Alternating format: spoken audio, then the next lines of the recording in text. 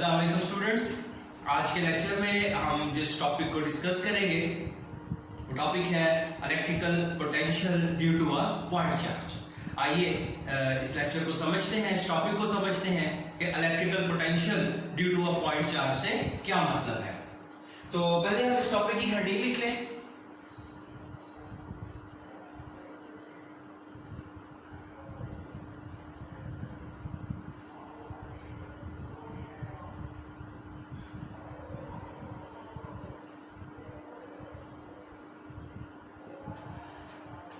अच्छा जी, अब सपोज करें कि हमारे पास ये एक पॉइंट चार्ज है। इस पॉइंट चार्ज के अराउंड क्या चीज क्रिएट हो जाएगी? एक इलेक्ट्रिकल फील्ड, एक रीजन क्रिएट हो जाएगा। और लेट्स सपोज ये वो रीजन क्रिएट हो गया और हमने बाकी इलेक्ट्रिकल लाइन ऑफ फोर्सेस को शो नहीं किया, हमने सिर्फ एक ही लाइन को शो किया। क्योंकि पॉजिटिव चार्ज है तो इसका मतलब क्या होगा कि जो इलेक्ट्रिकल लाइन की डायरेक्शन होगी वो रेडिकली आउटवर्ड होगी। अब अगर हम क्या करें, किसी भी चार्ज को हम लोगों ने ये देखना है कि यहाँ इस पॉइंट पे इलेक्ट्रिकल पोटेंशियल की वैल्यू क्या है। अब हम इस काम को क्या करेंगे? इलेक्ट्रिकल पोटेंशियल का मतलब क्या है कि हमें इस पॉइंट तक आने के लिए कितना वर्क करना पड़ेगा। सपोज करो ये हमारे पास एक दूसरा पॉइंट चार्ज है, ये पहला चार्ज हो जाएगा और इसको हम टेस्ट चार्ज मान लेते हैं। सपोज करो हम लोगों ने क्या करना है, इस टेस्ट चार्ज को मूव करना है और कहां से कहां मूव करना है, इस पॉइंट से, इसको नाम दे देते हैं, इसको पॉइंट नंबर ए का नाम दे देते हैं, इसको पॉइंट नंबर बी का नाम दे देते हैं। हम लोगों ने इस चार्ज को यहां से डिस्प्लेस करना है और यहां से डिस्प्लेस करके किधर लेके आना है, इधर लेके आना है, फ्रॉम बी टू ए। तो देखो हम क्या कर रहे हैं, पॉजिटिव चार्ज को पॉजिटिव चार्ज के करीब ला रहे हैं। तो हमें पता है कि जब दोनों सिमिलर चार्जेस होंगे तो दोनों एक दूसरे को क्या करेंगे, रिपेल करेंगे। तो ये खुद ब खुद इधर नहीं आएगा। तो हमें क्या करना पड़ेगा, हमें इस चार्ज को डिस्प्लेस करने के लिए वर्क करना पड़ेगा, जोर लगाना पड़ेगा, एनर्जी प्रोवाइड करनी पड़ेगी। और हमें पता है कि एनर्जी के neither be created nor be destroyed. तो जब हम इस चार्ज को यहां से मूव करके यहां लेके आएंगे तो डेफिनेटली हमें वर्क करना पड़ेगा, क्योंकि ये चार्ज खुद ब खुद यहां नहीं आएगा। रीजन क्या है, दोबारा बोल रहा हूं, बार बार बोलूंगा कि ये पॉजिटिव चार्ज है, ये पॉजिटिव चार्ज है, दोनों एक दूसरे को क्या करेंगे, रिपेल करेंगे। तो electrical potential at point number A का मतलब क्या होगा कि हमें बी पॉइंट से, अभी इस बी पॉइंट को फर्दर भी एक्सप्लेन करना है, हमें बी पॉइंट से ए पॉइंट तक आने के लिए इस चार्ज पे कितना वर्क करना पड़ेगा। वर्क करने का मतलब क्या है कि हमें कितनी एनर्जी प्रोवाइड करनी पड़ेगी इस चार्ज को, ताकि ये इलेक्ट्रिकल फील्ड के ऑपोजिट मूव कर सके। तो याद रखना, जब हम इलेक्ट्रिकल पोटेंशियल की बात करते हैं तो डेफिनेटली हम पोटेंशियल डिफरेंस की बात करते हैं। तो एक पॉइंट तो हो गया हमारे पास पॉइंट नंबर ए, और पॉइंट नंबर बी हमने कहां लेना है, पॉइंट नंबर बी हम लोग लेंगे कहीं इंफिनिटी पे, यानी कि इलेक्ट्रिकल फील्ड से बाहर। तो अब हमें क्या करना पड़ेगा, electrical potential at point number A का मतलब क्या होगा कि यहां तक आने के लिए फ्रॉम इंफिनिटी हमें कितना वर्क करना पड़ेगा, और जितना वर्क हम करेंगे वो वर्क किसमें स्टोर हो जाएगा,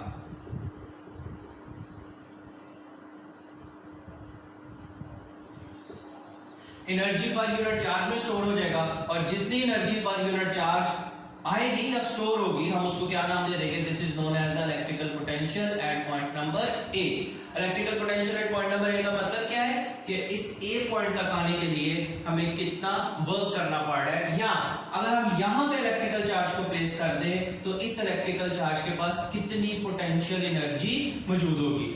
जैसे आप लोगों को पता है कि लेट्स सपोज ये हमारे पास ग्राउंड है, मेरा ये हाथ अगर ग्राउंड को रिप्रेजेंट कर रहा है और इसको मैं यहां से डिस्प्लेस करके यहां ले जाता हूं, तो खुद ब खुद तो नहीं जाएगा ना ये मार्कर। मुझे क्या करना पड़ा, मुझे वर्क करना पड़ा, इस पॉइंट से मूव करके मुझे मार्कर को कहां लेके जाना पड़ा, इस पॉइंट तक लेके जाना पड़ा। रेफरेंस मेरा ये वाला पॉइंट था।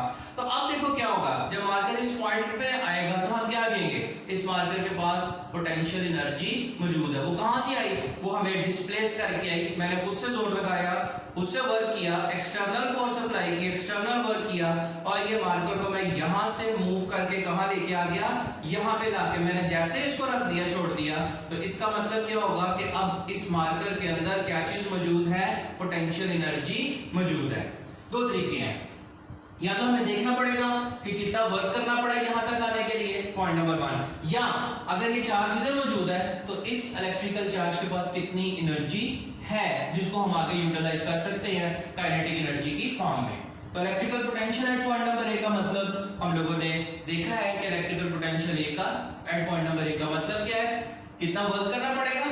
या अगर हम यहां एक पॉइंट चार्ज प्लेस करते हैं, अगर एक पॉइंट चार्ज पहले ही यहां प्लेस हुआ है तो इस पॉइंट चार्ज के पास कितनी एनर्जी मौजूद है, और कितनी एनर्जी मौजूद है, जितना हमें क्या करना पड़ा, वर्क करना पड़ा। तो इसका मतलब ये है कि अगर हमने पॉइंट नंबर ए पे इलेक्ट्रिकल पोटेंशियल को फाइंड आउट करना है तो फिर हमें किस चीज को कैलकुलेट करना पड़ेगा, एक्चुअली हमें वर्क को कैलकुलेट करना पड़ेगा कि कितना वर्क हमें करना पड़ा है इस चार्ज को, पॉजिटिव पॉइंट चार्ज को इंफिनिटी से यहां तक लाने में। जो वर्क करना पड़ेगा वो बेसिकली इस चार्ज की एनर्जी में स्टोर हो जाएगा, और उसको हम क्या नाम देंगे, this is known as the electrical potential energy. Potential क्यों, क्योंकि जब हम वर्क कर रहे हैं वो opposite to the field work कर रहे हैं। और याद रखना, जब भी हम opposite to the field work करते हैं तो वो जो वर्क होता है वो पोटेंशियल एनर्जी में कन्वर्ट हो जाता है। या जब भी एनर्जी स्टोर होती है तो वो हम कहते हैं कि वो किस फॉर्म में स्टोर हुई है, पोटेंशियल एनर्जी की फॉर्म में स्टोर हुई है। तो यहाँ आगे ये इसकी थोड़ी सी एक्सप्लेनेशन थी, मजीद ज्यादा इसको डिटेल में नहीं लेंगे ताकि ये लेक्चर बहुत ज्यादा लेंथी भी ना हो और आप लोग बोर भी ना हो। अब इसके बाद हम लोग इसकी डेरिवेशन करते हैं, कैलकुलेशन करते हैं। चलें आए अब इसकी डेरिवेशन स्टार्ट करते हैं। देखिए एक्चुअली हम लोगों ने मूव करना है from infinity to point number A against the opposite to the electrical field. लेकिन फिलहाल जिस फार्मूले के थ्रू हम लोग ये सारा काम करेंगे वो इलेक्ट्रिकल पोटेंशियल ग्रेडियंट का फार्मूला है, और फार्मूला हमारे पास क्या है available, E is equal to minus delta V by delta R। अच्छा, इस फार्मूले में एक छोटी सी लिमिटेशन है। वो क्या लिमिटेशन है कि जो डेल्टा V बटा डेल्टा R होना चाहिए वो बहुत ज्यादा नहीं होना चाहिए, वो इनफाइनेटेसिमली स्मॉल डिस्टेंस होना चाहिए डेल्टा R। अब फिलहाल तो हमने दो पॉइंट्स लेने हैं, एक पॉइंट तो ये हो जाएगा, दूसरा पॉइंट अभी इंफिनिटी पे है। तो डेरिवेशन के स्टार्ट में अभी बी पॉइंट को हम इंफिनिटी पे कंसीडर नहीं करते, अभी बी पॉइंट को हम लोग ए पॉइंट के करीब ही जरा कंसीडर करते हैं, और हम लोग कहां मूव करेंगे, from point number B to point number A, और देखते हैं कि क्या पोटेंशियल डिफरेंस आता है और फिर हम उसको सॉल्व करेंगे। अच्छा, डिस्टेंसेस मार्क कर देते हैं। ए पॉइंट का distance R A, B point तक का डिस्टेंस आर बी। यहां जो पोटेंशियल होगा वो होगा वी ए, और यहां अगर मैं चार्ज को प्लेस करूं तो उसके पास जो एनर्जी होगी पर यूनिट चार्ज उसको मैं कह देता हूं वी बी। और अब हम इसको कैलकुलेट करते हैं। अगर हम इस इक्वेशन को देखें तो ये इक्वेशन हमारी क्या बन जाएगी, delta V is equal to minus E into delta R। और ये इक्वेशन क्या शो कर रही है कि जो इलेक्ट्रिकल पोटेंशियल ग्रेडियंट है वो किसको रिप्रेजेंट करेगा, इलेक्ट्रिकल इंटेंसिटी को रिप्रेजेंट करेगा। इस फार्मूले की डेरिवेशन के लिए एक दूसरी वीडियो है, दूसरा लेक्चर है, उस लेक्चर में जाके या उस वीडियो को आप क्लिक करके इसकी डेरिवेशन को आप लोग समझ सकते हैं। अच्छा, अब आगे हम इसको एक्सप्लेन करते हैं। डेल्टा V, डेल्टा V कैसे फाइंड आउट होगा, VA minus VB, final minus initial, क्योंकि हमें कहां से आना है, from point number B to point number A move करना है, is equal to E electrical field due to a point charge. इसका फार्मूला हम लोगों को याद है, क्या फार्मूला जी इसका, 1/4 पाई एप्सिलॉन नॉट माइनस के साथ Q बाय R स्क्वायर, और डेल्टा R उसी तरह से किसके इक्वल हो जाएगा, RA माइनस RB। अब ये R स्क्वायर कैसे फाइंड आउट करना है, इसके लिए हम लोग मैथ की मदद लेंगे और अरिथमेटिकल और जियोमेट्रिकल मीन को यूज करेंगे, और R स्क्वायर की वैल्यू को, जो मीन डिस्टेंस है इन दोनों के दरमियान, उसको फाइंड आउट करेंगे। अब अरिथमेटिकल और जियोमेट्रिकल मीन कैसे लेनी है, हमारे बहुत ही एक अच्छे दोस्त सर खालिद जो मैथ समझाते हैं हम लोगों को इस चैनल पे आपको सर खालिद के नाम से वीडियोस मिलेंगी, मैथमेटिक्स पढ़ाते हैं, उनकी वीडियोस में लिंक पे मौजूद होगा। अरिथमेटिकल और जियोमेट्रिकल मीन लेने का तरीकेकार बताया गया है, उसको डिटेल में एक्सप्लेन किया गया है। आप लोगों से रिक्वेस्ट है कि अरिथमेटिकल और जियोमेट्रिकल मीन के लिए आप उन वीडियोस पे जरूर जाएं और उन लेक्चर्स को जरूर लें। एंड हम डायरेक्ट यूज करते हैं, अगर हम अरिथमेटिकल और जियोमेट्रिकल मीन ले तो आंसर क्या निकलेगा, आंसर निकलेगा हमारे पास R over RA is equal to RB over RA। हम लोगों ने यहां इसको डायरेक्ट यूज करना है। This implies that R square किसके इक्वल हो जाएगा, क्रॉस मल्टीप्लाई करें तो ये हो जाएगा R A into R B. इस फॉर्मूले को यहां पुट करें तो अब देखिए हमारे पास क्या आंसर आएगा। अब जो हमारे पास आंसर आएगा वो आएगा V A minus we B is equal to minus 1/4 pi epsilon naught Q, क्योंकि कांस्टेंट है इस वजह से इसको मैं बाहर लिख रहा हूं। R A R minus are B divided by R A R B, ये पहले फैक्टर लिखते हैं और इसको किस पे डिवाइड कर देते हैं, आर ए आर बी पे। अब इसको जरा सॉल्व करते हैं तो ये क्या हो जाएगा, v A minus we B is equal to minus q by 4 pi epsilon not r a over R A R b minus are b over R B. अब ये देखो क्या होगा, आर ए से कैंसिल, आर बी से cancel, तो क्या रह गया जी हमारे पास, v A minus we B is equal to minus q over 4 pi epsilon not 1 over are b minus 1 over R A.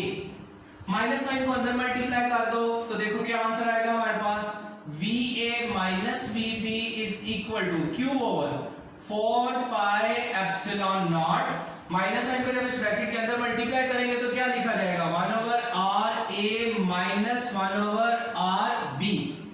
अब हम यहां अपने सेकंड पॉइंट को जो हमने बहुत ज्यादा करीब लिया था इसको दूर ले सकते हैं। तो अब हम क्या लेते हैं, हम बी पॉइंट को इंफिनिटी पे लेते हैं और आर बी का जो डिस्टेंस है वो किसके इक्वल हो जाएगा, इनफाइनाइट। और इनफाइनाइट डिस्टेंस पे क्योंकि कोई इलेक्ट्रिकल फील्ड लाइन नहीं होती जिसका मतलब कोई वर्क नहीं करना पड़ता आपको, तो जब वर्क नहीं होगा तो मतलब फिर क्या होगा, वहां इलेक्ट्रिकल पोटेंशियल जीरो होगा। Electrical potential per unit charge यानी कि energy per unit charge zero है।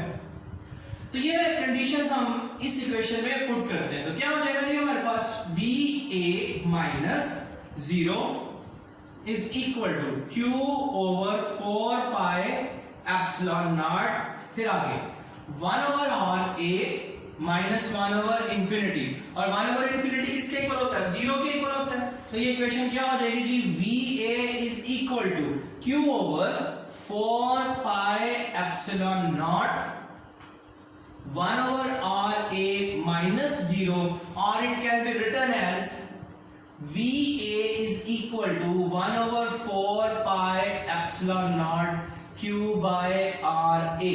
तो किसी B पॉइंट पे, A पॉइंट पे अगर आपने फाइंड आउट करना है कि कितनी एनर्जी स्टोर हुई है इस चार्ज के अंदर, तो उसके लिए क्या फार्मूला होगा, 1 over 4 pi epsilon naught Q by RA। B point होगा तो डिस्टेंस कौन सा हो जाएगा, from charge to point number B, इधर क्या आ जाएगा VB और इधर क्या आ जाएगा RB। तो अगर हम इसको जनरलाइज कर दें, हम ये मिटा दें, रेस कर दें, तो इसका मतलब ये फार्मूला किसके लिए वैलिड होगा, किसी भी डिस्टेंस के लिए वैलिड होगा from the point charge Q। R क्या है, distance from the charge to the point where we want to find the electrical potential. Q क्या है, वो point charge, epsilon naught permittivity of the free space, और V किसको represent कर रहा है, electrical potential at a certain point. यहां आके हमारा लेक्चर खत्म हुआ। अपना फीडबैक जरूर दीजिएगा कमेंट्स में, चैनल को लाइक कीजिए, सब्सक्राइब कीजिए, अपना बहुत सा ख्याल रखिएगा। अल्लाह हाफिज।